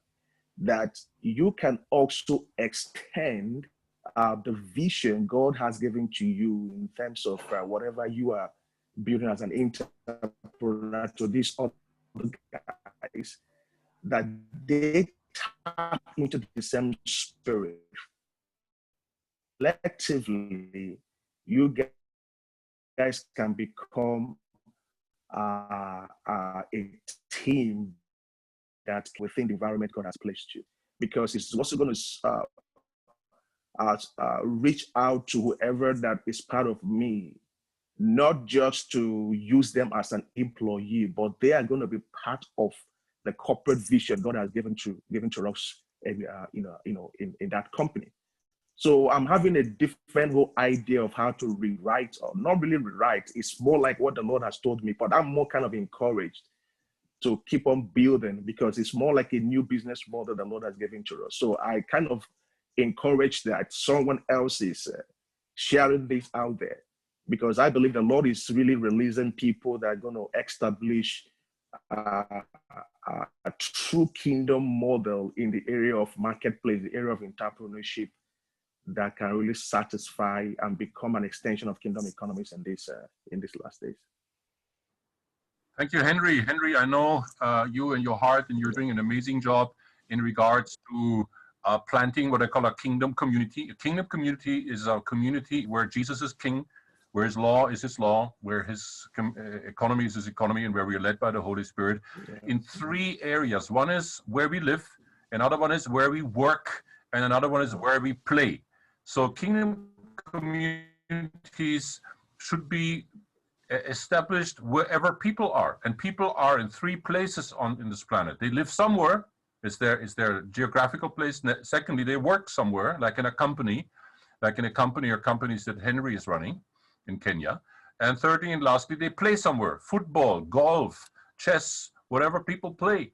And I would say that we would have to look for entryways to planting exactly that kind of kingdom genetical code into all three of these areas, in order to see the same kingdom DNA unfold and unzip.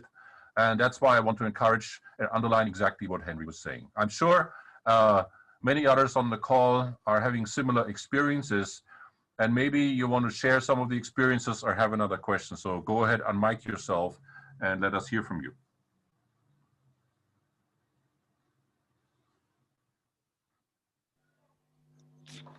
Hello, this is Enno. Can you guys hear me? I'm not quite sure. Yeah, we can hear you. Great. I just wanted to share that I'm very blessed by what I'm hearing, especially also the testimonies. And for me, it's like God is confirming a lot what he tried to talk to us during the last few years, but we couldn't just believe it, right? Because this message is so different usually from what you hear around, unless you are not living in a kingdom community or are connected to people who are living that life, right? Yeah, so I just wanted to say thank you for the effort to bring this message out to the people and teaching them, especially encouraging them, you know, because we from the Western cultures, we are very analytical.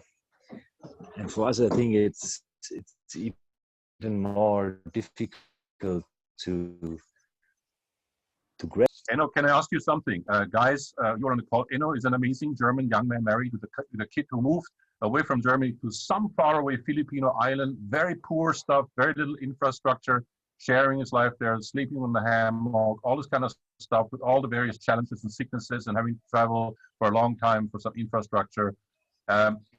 He asked me yesterday a question after the call was over and said, Wolf, how is this? You know, I'm surrounded by poor people. I'm surrounded by people without much infrastructure. There's no kingdom infrastructure, no apostolic feet, no foundation, nothing. There's just nothing. And people are asking questions and bringing their needs all the time. I feel some people may even exploit and abuse my own good-heartedness, like they abuse sometimes even a social system, a social security system. People sometimes just need it, others just, and that's one of the reasons why I'm even saying people exploit and abuse your good-heartedness, and Enno is one of them. Enno, tell us a little bit how it is in a Filipino island to kind of this kind of challenge. How do you deal with this? Kind of speak a little bit to it. In the beginning, it was quite a challenge for us because it went against everything what we have been taught in our early Christian life. You know, it's very common that people tell you never give money to the people there, right? Especially when they ask you for money, never give them money. That's like a law for many missionary agencies.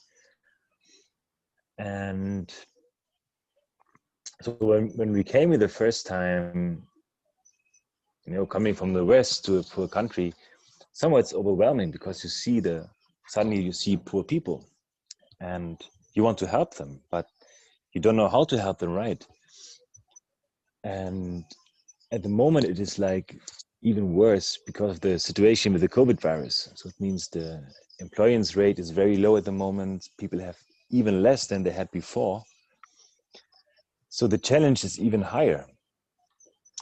But what we experience is that the people we are connected with, non-believer people, actually you can start to bring this message of the kingdom towards them, and they try to apply it and try to see or to find like a solution for their own problems. So on every corner somehow you meet people who are poor, who need something, who want something. So for me it's like a challenge now to learn actually, okay, how can I give? To whom shall I give? What does God want us to do? Because from our human mind, it's like what Wolf told in the beginning, right? If we are like need driven, it can consume a lot of energy and money, which we also don't have because we are not that rich, right? But I feel that God is trying to lead us and guide us into this whole idea of giving and sharing life to each other, right? But I'm far from perfect yet. That's why I'm really blessed by joining this conference and being connected to people like Wolfgang. Yeah, it's a challenge for all of us somehow.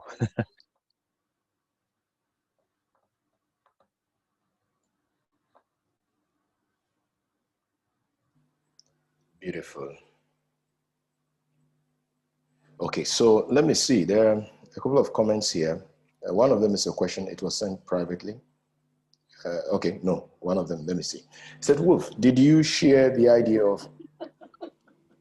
Okay, so just a moment. Ivan, just a moment. Yes, yes, thank you. Good morning, all, or good morning from where I'm from. Yes, good morning, Ivan. I had a question for if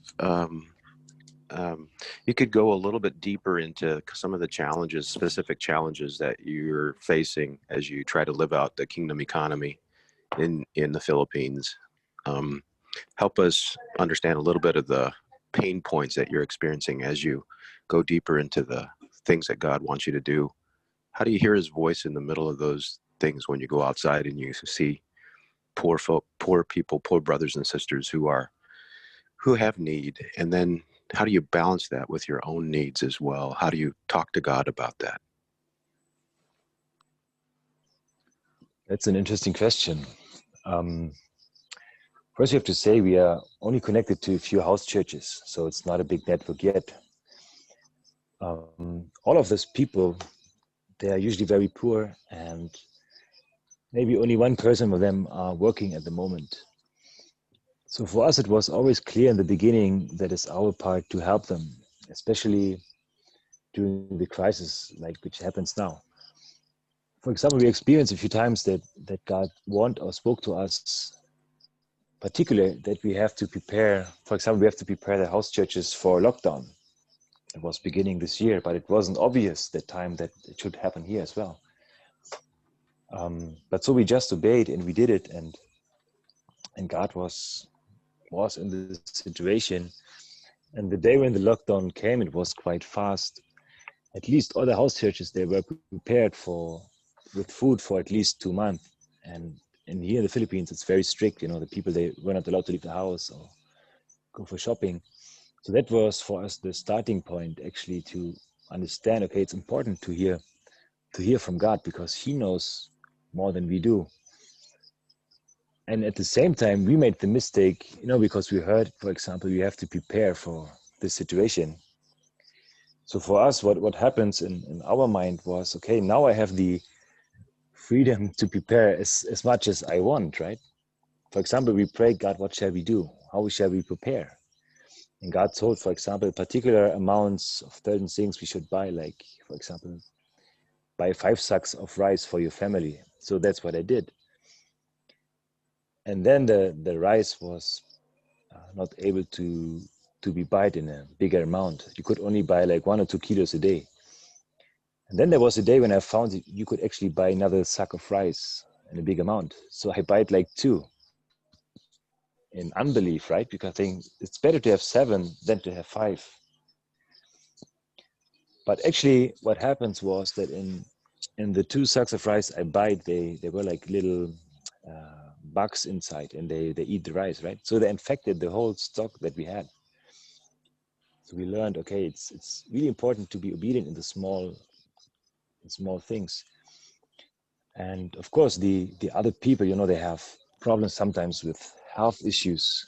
Kingdom economics, I think it's not only about money, it's also about, the whole gospel is including healing as well, right? But what to do when somebody goes to the hospital and there's a big bill you have to pay, or when someone of their family is in need, and that's, for our Western mind, at least for mine in the beginning, very difficult to understand, because here in the Philippines, the Asian cultures, they are living like more close to a kingdom economic system, because it's not everything I possess, but the family possesses it, right? So they expect you to give, and in that way, there's a challenge for us to change our Western mind more accordingly to the kingdom mindset. I hope that's how I could answer the question a little bit, but yes, thank you. Yeah. The same Ivan has asked another question on chat, which I read. That's right. And did you share the idea of how to engage our neighbors and share the table and so on and so forth? Can you remember it? Yes, I can, of course. Loving your neighbors means to do something he really likes first. And one of the wonderful things is that if we are followers of Christ, let's just do what he did. So I'm a numbers guy, which means I look at the life of Christ also statistically, like what did the guy do all day long? When Jesus woke up in the morning at 4 o'clock, which I suspect, and went to bed in the evening at, let's say, 9 o'clock or 10 o'clock, what did he do those hours, statistically speaking? What was the most frequent thing that he did? And the first thing I studied that based on biblical research is he was eating in other people's houses. This guy ate all the time in other people's houses. Eat, eat, eat, eat. And he was sitting down to eat. He was sitting down to eat. Once he wasn't invited to eat, so he said, Zacchaeus, come down from the tree. I have to come to your house. I have to eat in your house. He would invite himself. So it's a very, very interesting concept. Number two, he told stories nobody understood, called parables. Mystical, strange stories that, in a way, make people ask questions. The stories and parables are not stories to explain answers, but to ask questions, to raise people where they say in public all was explained in parables, but secretly, but in private, he explained everything in plain. And lastly, he did miracles. Drive out demons is the most frequent one of them. Heal the sick, raise the dead, this kind of stories. And they basically said, look, let's do the same. Let's follow Jesus in these three areas. Let's be world champions in eating in other people's homes. Let's be world champions in telling stories nobody understands, so that they will ask us in and say, hey, let's sit down over a cold glass of milk and discuss this kind of things. And thirdly, let's do the stuff. Driving out demons is raising a lot of questions, and these questions can be answered with the kingdom. And to summarize it in terms of planting kingdom communities, I used to say, and I think that's what Ivan wants me to say, I said to do three things. In the name of Jesus, open up your house, open up your kitchen, open up your fridge, and miracles will happen and God will come through. In other words, in very unreligious ways, allow the Holy Spirit to use your house as a platform of sharing life, just like Jesus says, when people said, where do you live? And he says, come and see. So this come and see, there are tons of stories I could tell you if this here would be a kingdom community planting seminar, which it isn't.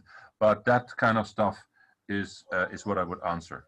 And maybe once I'm just on the mic, let me also answer to the degree I can the question from Artis.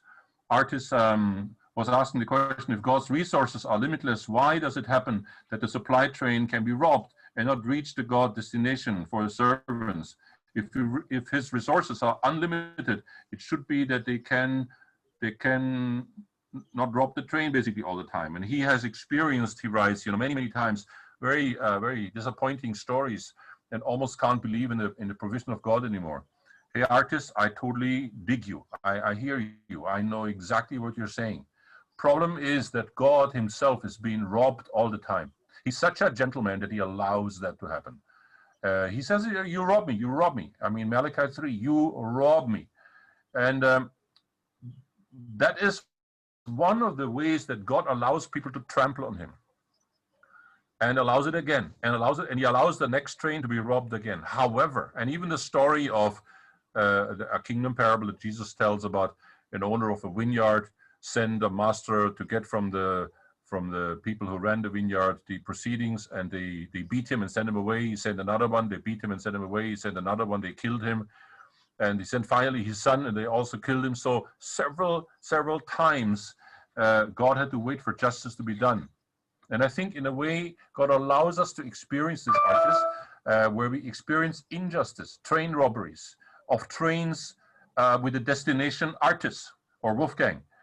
I have seen this many, many, many times, more than 3 times in my life. And it kind of makes you furious and thinking, isn't God enough to get this stupid train through? I mean, why is the devil sometimes so powerful in his hands? And the answer is sometimes it is God allowing that to happen so that you can see how he himself has been suffering when the resources that he wants to send on the way are caught in the middle, and it is not yet a time of an enforced kingdom where the king would basically send his armies and clean up the mess and do it, and allow people to carry the cross and suffer for injustice, suffer for justice, suffer for doing right.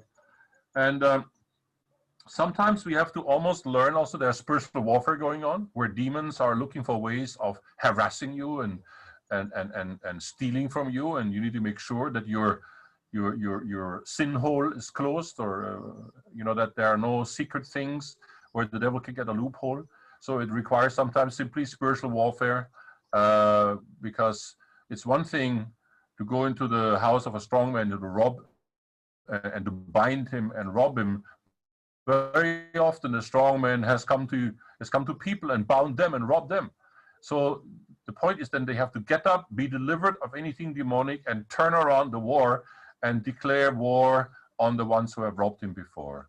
So in many ways, that is a real challenge. I would encourage you not to lose your faith in God's ability. His abilities are limitless. But we are living in a very limited world, which is limited by ourselves, our faith, our surroundings, our context, the lack of context from the lack of kingdom infrastructure, where the church, as it is right now, I believe is not at all built according to the blueprint and order of God. We're almost like living stones built together into very awkward architecture, things that God never wanted to build, church systems that are alien and foreign, where God is wringing his hands saying, oh my goodness, because he can't say, oh my God, because he's God all by himself. But at least he can say, oh my goodness, where he basically says, what are these guys doing with my wonderful resources, wasting so much? So God allows these things to happen, and in a way it is part of our own, become a part of not the problem but the solution, and start with whatever God has given you as a jurisdiction to make a difference. Brian? Hi everyone. Thanks very much, Brother Wolf, for that very deep presentation on the kingdom economics.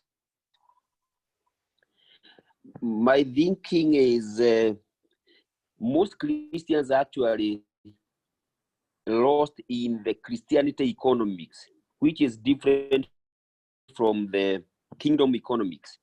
And if you look at the four deals that you started with, where there is the deal with God, with the master, with the Satan, and with yourself, I think most people are actually lost in the deal with yourself, where they think that they want to control the resources. They have to. They don't need to seek God on what they need, on what the resources should be used for. And you see, in Deuteronomy, we are reminded that it's God who gives us power to create wealth for the advancement of His kingdom. And therefore, most Christians, therefore, they just want to control the resources the way they want. They don't want to seek God on that. Actually, they want God to do what they want. They want God who will provide for them, God who do give them the healing, God who will give them all that they want. But they don't want God who is the king, who will tell them what they need to do with the resources. And that is the challenge. And therefore, as you said and several speakers have said, the challenge is we want to do this our way. We don't want God to be the king, because when he's the king, then we have to be under him, because this is the concept of the kingdom, that we are under him in his kingdom, and therefore he has to direct us in what we need to do. Therefore, what we have actually described is the light is actually the kingdom principles, but most Christians are actually lost in the Christianity or Christian economics, which is different, because we have to be under the king, and everything must point towards the king, even in the management of the resources, the management of businesses, the management of the ideas that we have, everything. And therefore, what we need to know is we need to make a shift from Christianity, in quotes, to kingdom. And therefore, we move from, even in quotes, the Christianity principles to the kingdom principles. Where I also want to ask you, Mr. Wolf, also to comment on this. Is the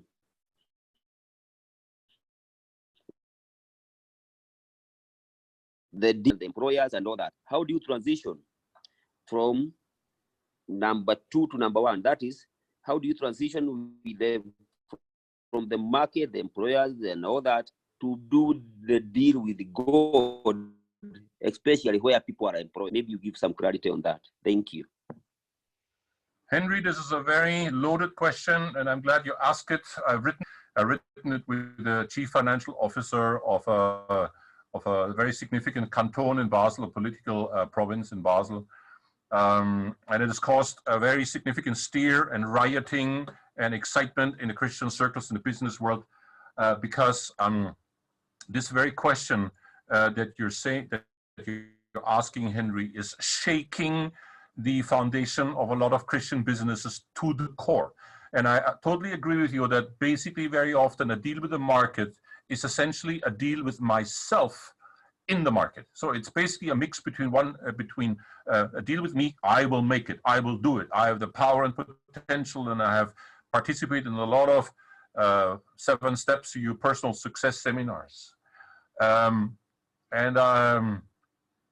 So how do you help them shift into an entirely different economic deal that makes them vulnerable, unpredictable? They don't know whether the money comes through, and they still will do it and move ahead, which is exactly what Jesus not only did. Now, Jesus left the security of the Chamber of Commerce in Nazareth, his hometown, the business association, the career plans. He left basically quite a well-made financial nest that was prepared for him, to the shaking of heads of his own parents, of his brothers and his customers. Why would you leave a good going business in order to be a wandering preacher on the streets of Israel, and possibly eat locusts or something? What can possibly cause that? And essentially, Jesus said, from now on, I have a new boss, I have a new master, I have a new company that I work for, so to speak, that is building the house of God. I'm now in a new contracting business, so to speak, and the house that we're building is the house of God. And that is running according to totally different principles. And I think, first of all, Henry, he was not preaching about it, he was modeling it. So when you look at the model, and this is my answer number one. I have 2 answers. Number one is you model it to other people.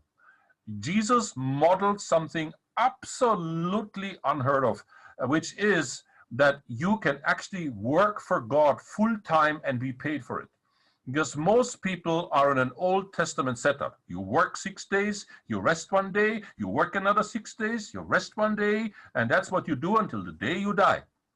And then Jesus came and created an entirely different context, because the concept of work in the Old Testament was all related to sweat and tears. In the sweat of your tears, you shall work, and thorns and thistles and everything. And Jesus was the first man in history who broke out of the jail of work, where work, especially the sweat, was a result of the curse on the sin of Adam and Eve in the garden. Don't forget that. Before that, it was literally a walk in the park, what they did. But then came the sweat and the pain and everything. So this pain and thorns and thistles of work.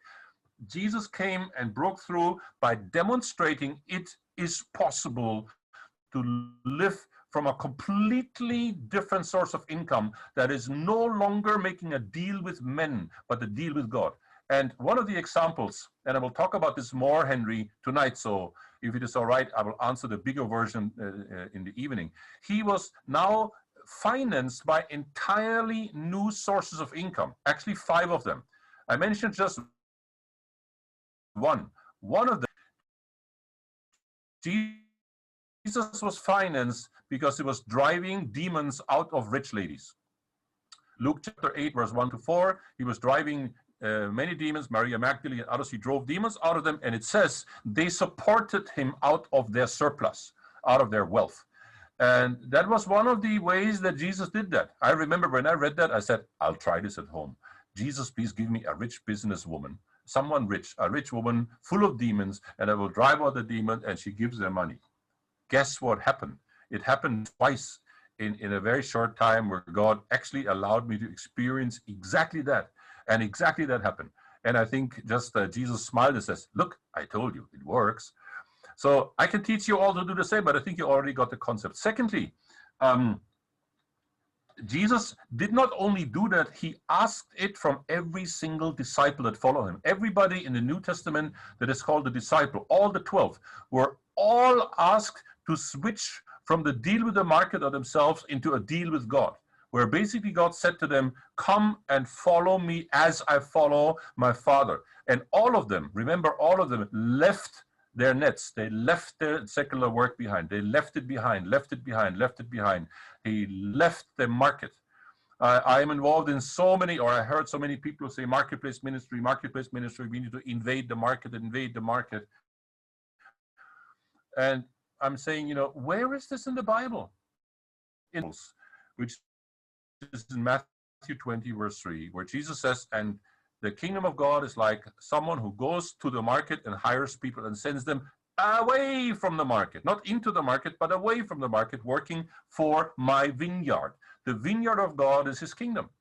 So in other words, you find in the New Testament that Jesus is calling away from the deal with ourselves into a deal with God. And number one, first demonstrated and modeled it.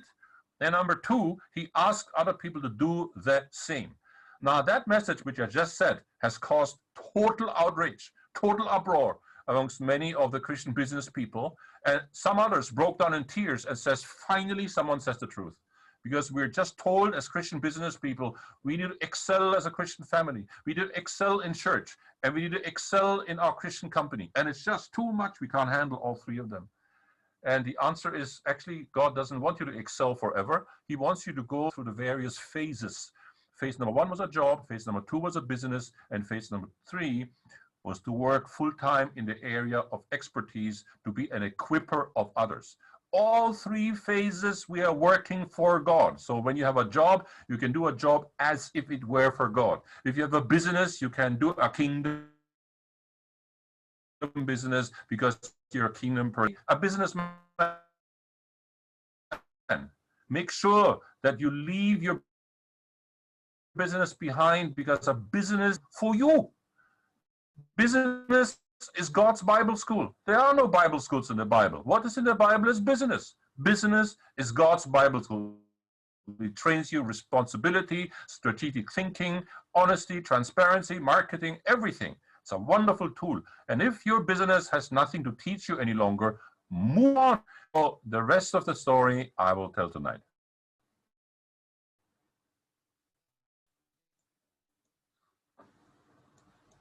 Wonderful. Okay, so let's see. So Wolf, there's a question here. I don't know if it's quite clear. I ask myself if I should try or avoid this approach to install and also material heritage for my two children, okay, and or grandchildren. I think there's, so what do you think about it? I think there's a scripture that says, is it a wise man, a righteous man, leaves an inheritance for his children's children? I mean, that concept, I don't know if that is what fits in, but that's the question from Robert. What do you think, sir?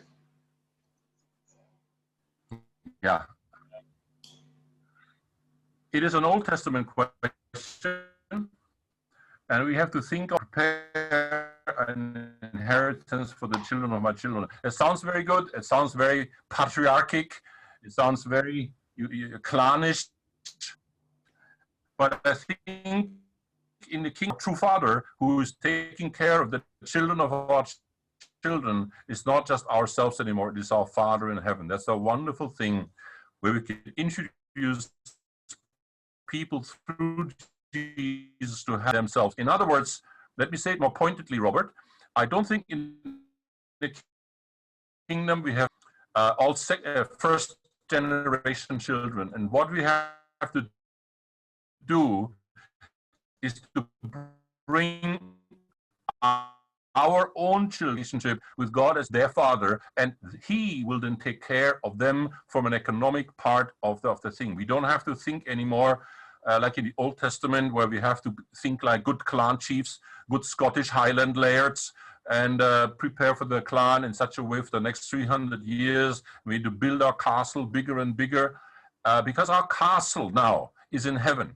Our patriarch is in heaven. Our clan is the heavenly clan. And as a result, this makes, I think, things a lot easier.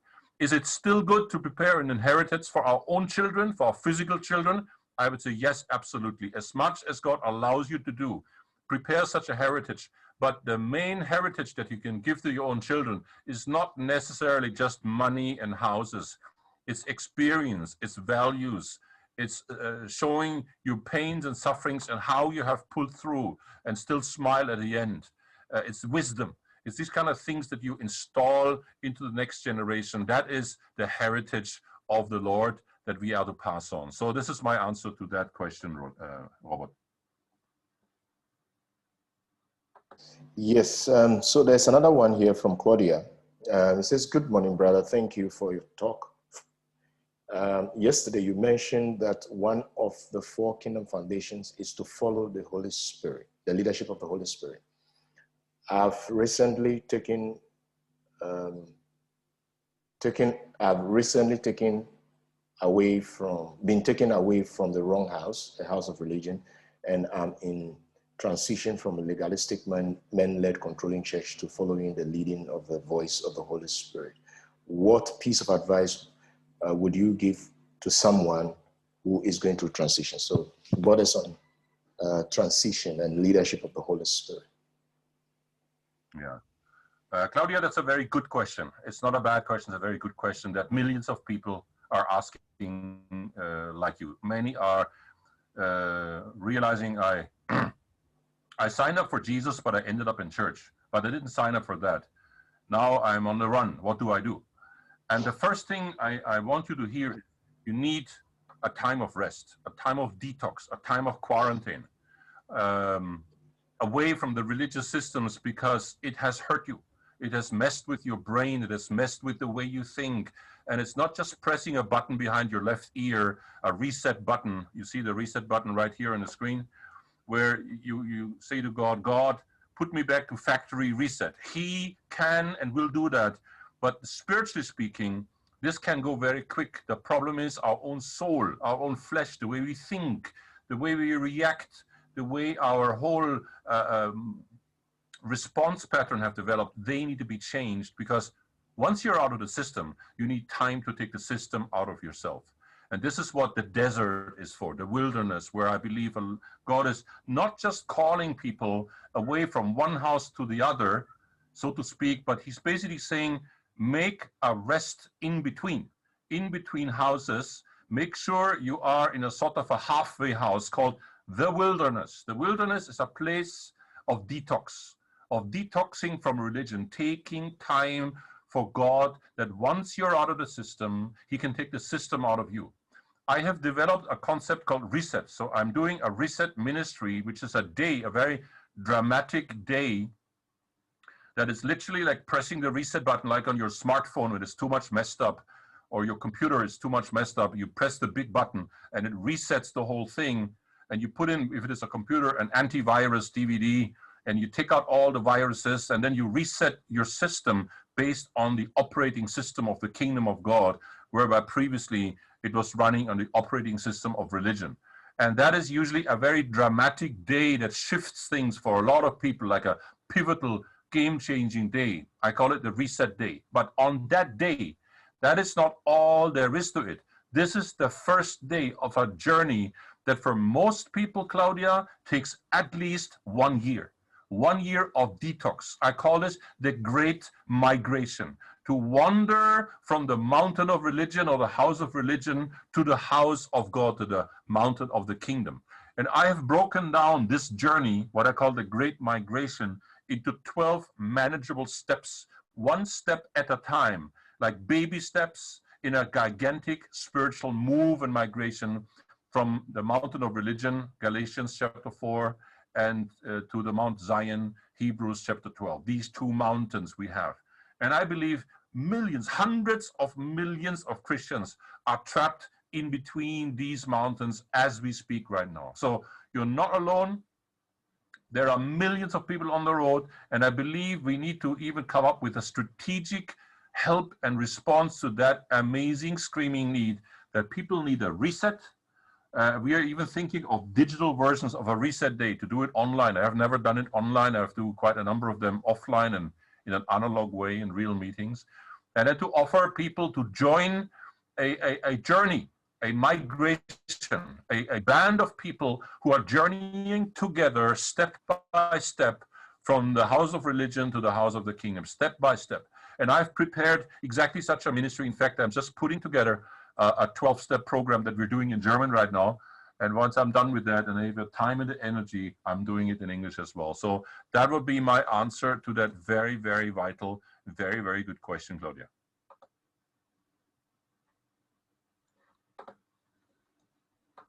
Okay, so just before we go, I think there is one more comment or a question here from Enoch. He says, I realize that I have still a lot of unbelief when it comes to the kingdom economics, even if we start to experience it. I feel that God is challenging us not with how much you give, but with how much you don't give. That's what I'm looking for. How can we prepare ourselves best to meet unbelief?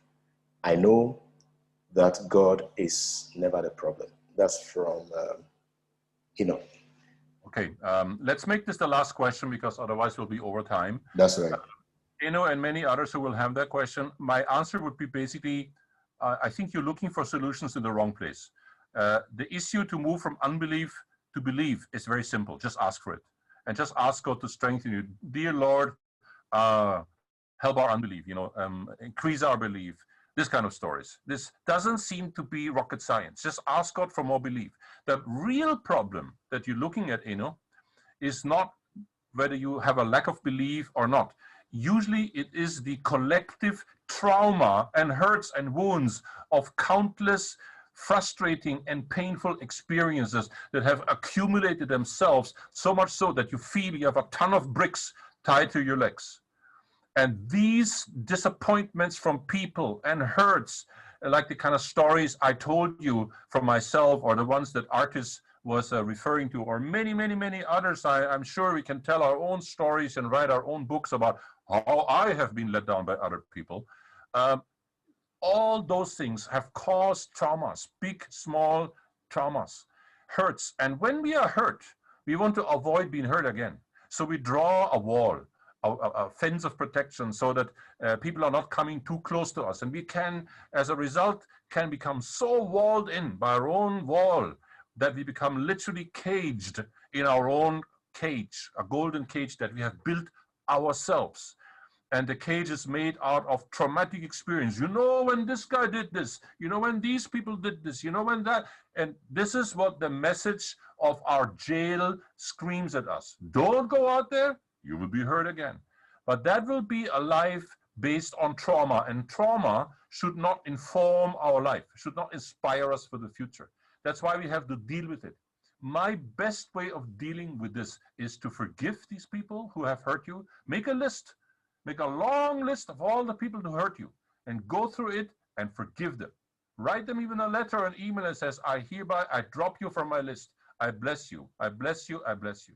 Number two, there may still be traumas in you, hurts, deep hurts, where there's still a wound inside you.